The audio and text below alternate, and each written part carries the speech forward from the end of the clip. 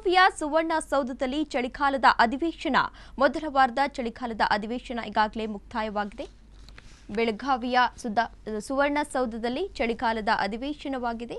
ಮೊದಲ ವಾರದ ಚಳಿಗಾಲದ ಅಧಿವೇಶನ ಈಗಾಗಲೇ ಮುಕ್ತಾಯವಾಗಿದೆ. ಸದ್ದು ಗದ್ದಲ ಕೋಲಾಹಲದಲ್ಲಿ ಅಧಿವೇಶನ ಈಗಾಗಲೇ ಮುಕ್ತಾಯವಾಗಿದೆ. ಅಧಿವೇಶನ ಆರಂಭ ಆಗ್ತಿದ್ದಂತೆ ಮೀಸಲಾತಿ ಬಗ್ಗೆ ಚರ್ಚೆಯನ್ನು ಕೂಡ ನಡೆಸಲಾಗಿತ್ತು. ಪಂಚಮಸಾಲಿ ಸಮುದಾಯದಿಂದ ಮೀಸಲಾತಿ ಬಗ್ಗೆ ಹೋರಾಟವನ್ನು ಕೂಡ ಮಾಡಲಾಗಿತ್ತು. ಸುವರ್ಣಸೌಧಕ್ಕೆ ಮುತ್ತಿಗೆ ಹಾಕಲು ಹೋರಾಟಗಾರರಿಂದ ಪಂಚಮಸಾಲಿ ಹೋರಾಟಗಾರರಿಂದ ಯತ್ನ ಕೂಡ ಮಾಡಲಾಗಿತ್ತು. ಮುನಿರತ್ನ ವಿರುದ್ಧದ ಕೇಸ್ ಸೇರಿ ಹಲವು ವಿಚಾರಗಳ ಬಗ್ಗೆ ಈಗಾಗಲೇ ಚರ್ಚೆಯನ್ನು ನಡೆಸಲಾಗಿದೆ. ಬೆಳಗಾವಿಯ ಸುವರ್ಣಸೌಧದಲ್ಲಿ ಚಳಿಗಾಲದ ಅಧಿವೇಶನ ನಡೆದಿದ್ದು ಡಿಸೆಂಬರ್ 9ರಿಂದ ಮೊದಲ ವಾರದ ಚಳಿಗಾಲದ ಅಧಿವೇಶನ ಈಗಾಗಲೇ ಮುಕ್ತಾಯವಾಗಿದೆ.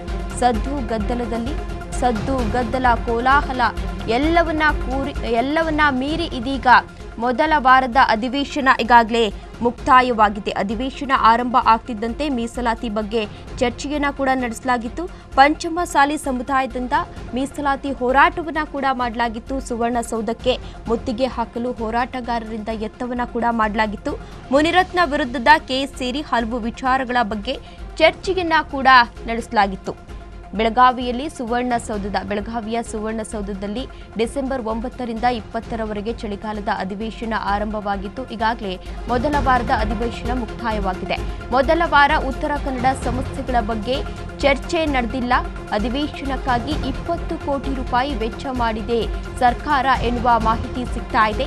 ಪ್ರತಿ ವರ್ಷವೂ ಅಧಿವೇಶನಕ್ಕಾಗಿ ಕೋಟಿ ರೂಪಾಯಿಯನ್ನ ಖರ್ಚು ಮಾಡ್ತಾರೆ ಸರ್ಕಾರದವರು. ಕಳೆದ ವರ್ಷ 2 ದಿನ ಉತ್ತರ ಕನ್ನಡ ಸಮಸ್ಯೆಗಳಿಗೆ ಮೀಸಲಿಟ್ಟಿದ್ದ ಸರ್ಕಾರ ಈ ವರ್ಷವೂ ಮೊದಲ ವಾರ ಉತ್ತರ ಕರ್ನಾಟಕ ಸಮಸ್ಯೆ ಬಗ್ಗೆ ಚರ್ಚೆ ಆಗಿಲ್ಲ. ಚಳಿಗಾಲದ ಅಧಿವೇಶನದಲ್ಲಿ ಇನ್ನು ಸಮಸ್ಯೆಗಳ ಬಗ್ಗೆ ಚರ್ಚೆ ಆಗಿಲ್ಲ ಎನ್ನುವ ಮಾಹಿತಿ ಕೂಡ ಸಿಗ್ತಾ ಇದೆ. ಮೊದಲ ವಾರ ಉತ್ತರ ಕರ್ನಾಟಕ ಸಮಸ್ಯೆಗಳ ಬಗ್ಗೆ ಇನ್ನೂ ಕೂಡ ಚರ್ಚೆ ನಡೆದಿಲ್ಲ. ಅಧಿವೇಶನಕ್ಕಾಗಿ 20 ಕೋಟಿ ರೂಪಾಯಿ ವೆಚ್ಚವನ್ನ ಮಾಡಿದೆ. ಈ ವರ್ಷದ ಅಧಿವೇಶನಕ್ಕಾಗಿ 20 ಕೋಟಿ ರೂಪಾಯಿ ಖರ್ಚನ್ನ ಮಾಡಲಾಗಿದೆ ಸರ್ಕಾರ ಎನ್ನುವ ಮಾಹಿತಿ ಸಿಗ್ತಾ ಇದೆ. ಇನ್ನು ಪ್ರತಿ ವರ್ಷವೂ ಅಧಿವೇಶನಕ್ಕಾಗಿ ಕೋಟಿ ರೂಪಾಯಿ ಹಣವನ್ನ ಖರ್ಚು ಮಾಡ್ತಾರೆ ಸರ್ಕಾರದವರು. ಕಳೆದ ವರ್ಷ 2 ದಿನ ಉತ್ತರ ಕರ್ನಾಟಕದ ಸಮಸ್ಯೆಗಳಿಗೆ ಸರ್ಕಾರವನ್ನ ಮೀಸಲಿಟ್ಟಿದ್ರು. ಸಮಸ್ಯೆಗಳ ಬಗ್ಗೆ ಚರ್ಚೆಯನ್ನ ಮಾಡಬೇಕು ಎಂದು 2 ದಿನಗಳ ಕಾಲ ಟೈಮ್ ಅನ್ನ ಕೊಟ್ಟಿದ್ರು. ಈ ವಾರ ಇನ್ನೂ ಕೂಡ ಉತ್ತರ ಕರ್ನಾಟಕದ ಸಮಸ್ಯೆಗಳ ಬಗ್ಗೆ ಚರ್ಚೆ ಆಗಿಲ್ಲ ಎನ್ನುವ ಮಾಹಿತಿ ಸಿಗ್ತಾ ಇದೆ.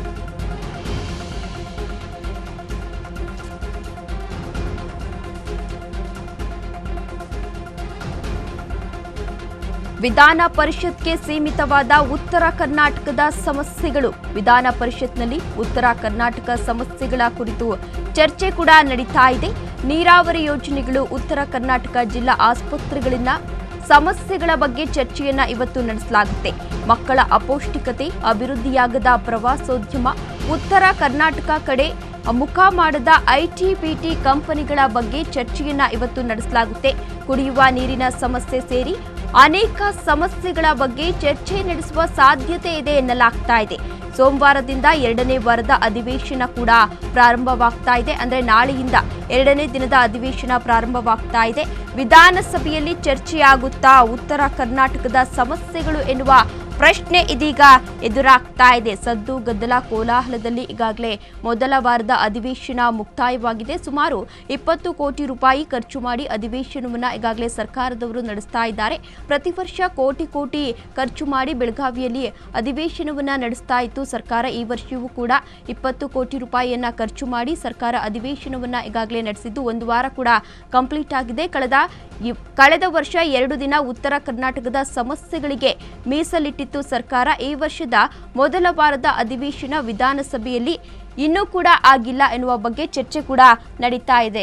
ಈ ಕುರಿತು ಹೆಚ್ಚಿನ ಮಾಹಿತಿಯನ್ನ ನೀಡಲಿದ್ದಾರೆ ನಮ್ಮ ಪ್ರತಿನಿಧಿ ಹನುಮಂತು ಅವರು. ಹನುಮಂತು, ಇದೀಗ ವಿಧಾನ ಪರಿಷತ್ಗೆ ಸೀಮಿತವಾದಂತಹ ಉತ್ತರ ಕರ್ನಾಟಕದ ಸಮಸ್ಯೆಗಳ ಬಗ್ಗೆ ಚರ್ಚೆಯಾಗುವ ಸಾಧ್ಯತೆ ಇದೆ. ಈ ಕುರಿತು ಏನೆಲ್ಲ ಅಪ್ಡೇಟ್ಸ್ ಇದೆ ಹನುಮಂತು?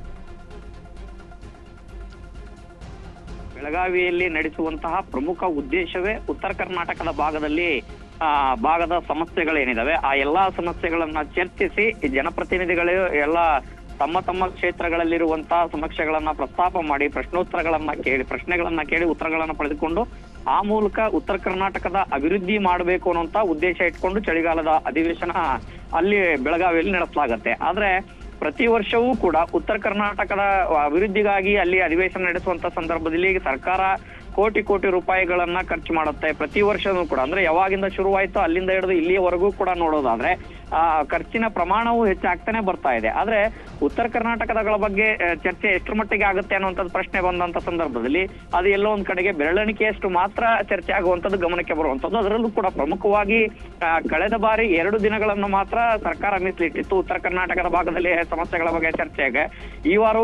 ಈ ವರ್ಷವೂ ಕೂಡ ಮೊದಲ ವಾರದ ಅಧಿವೇಶನದಲ್ಲಿ ವಿಧಾನಸಭೆಯಲ್ಲಿ ಎಸ್ಪೆಷಲಿ ವಿಧಾನಸಭೆಯಲ್ಲಿ ಕೇವಲ ಸದ್ದು ಗದ್ದಲ ಮತ್ತೆ ಪಕ್ಷ ವಿಚಾರ ಆಗಿರ್ಬೋದು, ಮೀಸಲಾತಿ ವಿಚಾರ ಆಗಿರ್ಬೋದು, ಈ ಎಲ್ಲ ವಿಚಾರಗಳ ಚರ್ಚೆಗೆ ಬಂದು ಉತ್ತರ ಕರ್ನಾಟಕದ ಸಮಸ್ಯೆಗಳ ಜ್ವಲಂತ ಸಮಸ್ಯೆಗಳೇನಿದಾವೆ ಅದು ಮಕ್ಕಳ ಅಪೌಷ್ಟಿಕತೆ ಇರ್ಬೋದು, ಜಿಲ್ಲಾಸ್ಪತ್ರೆಗಳಲ್ಲಿ ಈಗಾಗಲಿನ ಸೌಲಭ್ಯಗಳ ಕೊರತೆ ಇರ್ಬೋದು, ಬಾಣಂತಿಯರ ಸಾವಿನ ಪ್ರಕರಣ ಏನಿದೆ ಅದಾಗಿ ಬಂದ ನಂತರದಲ್ಲೂ ಕೂಡ ಈ ಚರ್ಚೆ ಸಾಕಷ್ಟು ಮುನ್ನೆಲೆಗೆ ಬರ್ತಾ ಇರುವಂತದ್ದು. ಮತ್ತೆ ನೀರಾವರಿ ಯೋಜನೆಗಳಿರ್ಬೋದು, ಈ ಎಲ್ಲಾ ರಸ್ತೆಗಳ ದುರಸ್ತಿಗಳ ಕಾರ್ಯಗಳಿರ್ಬೋದು, ಒಟ್ಟಾರೆಯಾಗಿ ಉತ್ತರ ಕರ್ನಾಟಕದ ಅಭಿವೃದ್ಧಿ ವಿಚಾರಕ್ಕೆ ಸರ್ಕಾರ ಎಲ್ಲೋ ಒಂದ್ ಕಡೆಗೆ ಗಮನವನ್ನ ಕಡಿಮೆ ಮಾಡ್ತಾ ಅನ್ನುವಂಥದ್ದು ಒಂದು ಪ್ರಶ್ನೆ. ಮತ್ತೊಂದು ಕಡೆಗೆ ಕೇವಲ ಸರ್ಕಾರ ಮಾತ್ರ ಅಲ್ಲ, ಪ್ರಮುಖವಾದಂತಹ ವಿಪಕ್ಷವೂ ಕೂಡ ಉತ್ತರ ಕರ್ನಾಟಕದ ಭಾಗಗಳ ಬಗ್ಗೆ ಸಮಸ್ಯೆಗಳ ಬಗ್ಗೆ ಚರ್ಚೆಗಳನ್ನ ಮಾಡಬೇಕಾಗಿತ್ತು ಅನ್ನೋಂಥದ್ದು. ಆದ್ರೆ ವಿಧಾನ ಪರಿಷತ್ನಲ್ಲಿ ಕಳೆದ 2 ದಿನಗಳಿಂದನೂ ಕೂಡ ಉತ್ತರ ಕರ್ನಾಟಕಗಳ ಬಗ್ಗೆ ಚರ್ಚೆ ಆಗ್ತಾ ಇದೆ. ಈ ಮುಂದಿನ ಸೋಮವಾರದಿಂದ ನಾಳೆಯಿಂದ ಶುರುವಾಗುವಂತ ಅಧಿವೇಶನದಲ್ಲೂ ಕೂಡ ಉತ್ತರ ಕರ್ನಾಟಕ ಚರ್ಚೆಗಾಗಿ ಸರ್ಕಾರ ಎಷ್ಟು ದಿನ ಮೀಸಲಿಡ್ತಾ ಅಂತ ನೋಡ್ಬೇಕು. ಆದ್ರೆ ನೆಪ ಮಾತ್ರಕ್ಕೆ 1 ದಿನ 2 ದಿನ ಮಾತ್ರ ಚರ್ಚೆ ಮಾಡಿದ ತಕ್ಷಣ ಉತ್ತರ ಕರ್ನಾಟಕ ಅಭಿವೃದ್ಧಿ ಆಗುತ್ತೆ ಅನ್ನೋಂಥದ್ದಲ್ಲ. ಆದ್ರೆ ಸರ್ಕಾರಕ್ಕೆ ಮತ್ತು ಪ್ರತಿಪಕ್ಷಕ್ಕೂ ಇಬ್ಬರಿಗೂ ಕೂಡ ಜವಾಬ್ದಾರಿಯುತವಾಗಿ ಗಂಭೀರವಾದಂತಹ ಚರ್ಚೆಗಳನ್ನ ಮಾಡಿ ಚರ್ಚೆಗಳಾಗಿರುವಂತದ್ದನ್ನ ಇಂಪ್ಲಿಮೆಂಟ್ ಮಾಡಿದ್ರೆ ಉತ್ತರ ಕರ್ನಾಟಕ ಅಭಿವೃದ್ಧಿ ಆಗುತ್ತೆ ಅನ್ನುವಂಥದ್ದು. ತೇಜಸ್ವಿನಿ, ಧನ್ಯವಾದ ಹನುಮಂತು ತಮ್ಮೆಲ್ಲ ಮಾಹಿತಿಗಾಗಿ.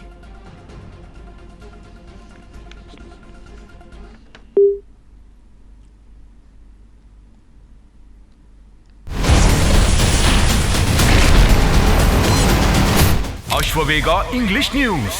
Coming soon. Your channel, your voice, your trust.